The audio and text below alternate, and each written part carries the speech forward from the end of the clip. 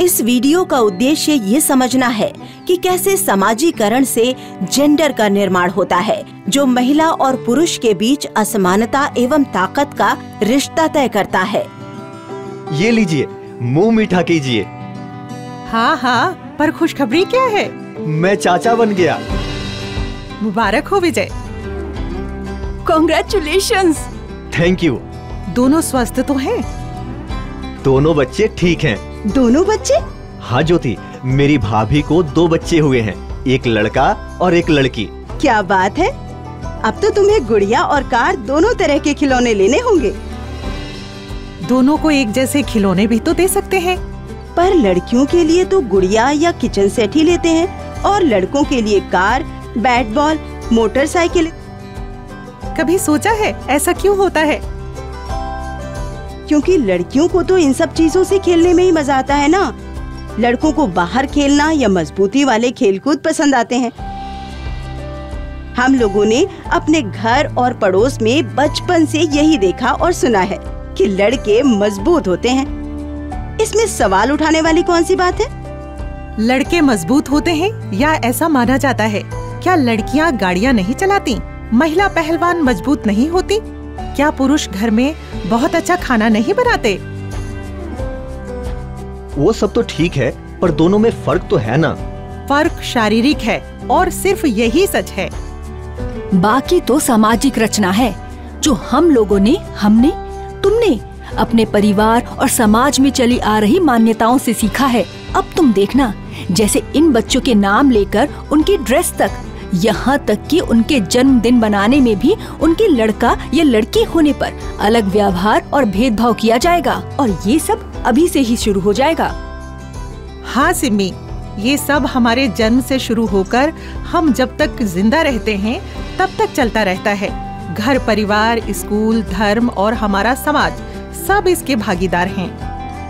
ये बात सही कही आपने। अब अपना बचपन सोच रहा हूँ तो याद आ रहा है कि मुझे घर में खाना बनाने का शौक था, पर मेरे घर वाले मुझे ऐसा करने से मना करते थे।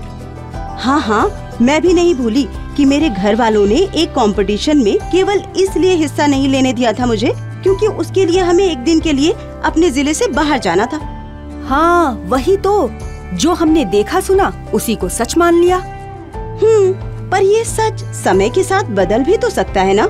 बिल्कुल बदल रहे हैं। जैसे हम सब देख रहे हैं, क्रिकेट और कुश्ती जिसे पुरुषों का खेल कहते थे, उसे लड़कियां भी खेलकर अपना नाम रोशन कर रही हैं।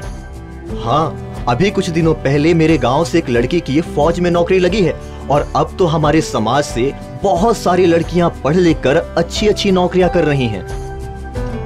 दूसरों की बात छोड़ो विजय, जब मैं FLEW बनी तब से जब भी मैं अपने काम के लिए घर से बाहर जाती हूँ ना, मेरे बच्चों की देखभाल मेरे पति ही करते हैं। हाँ, तो मेरी चचेरी बहन भी ट्रैक्टर चलाना जानती है। पिछले साल उसने खुद से अपनी खेत की जुताई कर फसल लगाई थी। सच कहा सिमी, जाने अनजाने मैं भी अभी तक जेंडर समाजीकरण के इस जाल में फंसी हुई थी और महिला और पुरुष के इस भेद को भी बढ़ावा दे रही थी। बिल्कुल, ये तो बस एक उदाहरण था। हमें तो पता ही नहीं चलता कि हम ऐसे कितनी सारी जेंडर से जुड़ी हुई धारणाओं को बिना सोचे या सवाल किए बचपन से ही सच और सही मानते आ रहे हैं। ये जानना महत्वपूर्ण है कि हम अलग पैदा हुए हैं, लेकिन असमान नहीं। अभी ऐसी बहुत सारी असमानताओं से हमें सचेत रहना है और लगातार सवाल करते रहना होगा ताकि ये भेदभाव मिट सके। मैं पूरी तरह से सहमत हूँ।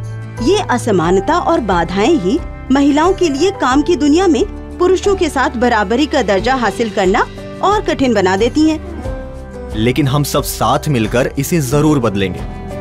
कल्पना करो कि हम इन धारणाओं के दायरे से आगे बढ़कर सोचने लगें। हम अपने जीवन से जुड़े निर्णय इस बात से लेने लगें कि हम क्या करना चाहते हैं, हमारी रुचि किस विषय में है, हमारी आवश्यकताएं और क्षमता कितनी है, न कि केवल ये धारणा कि समाज हमसे क्या उम्मीद करता है या उन रीति रिवाजों को मानते हुए गैर बराबरी में जीते रहें।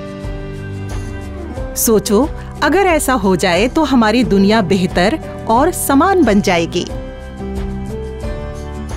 आइए विचार करें कि समाज द्वारा जेंडर के आधार पर तय किए गए अंतर को कैसे कम किया जा सकता है।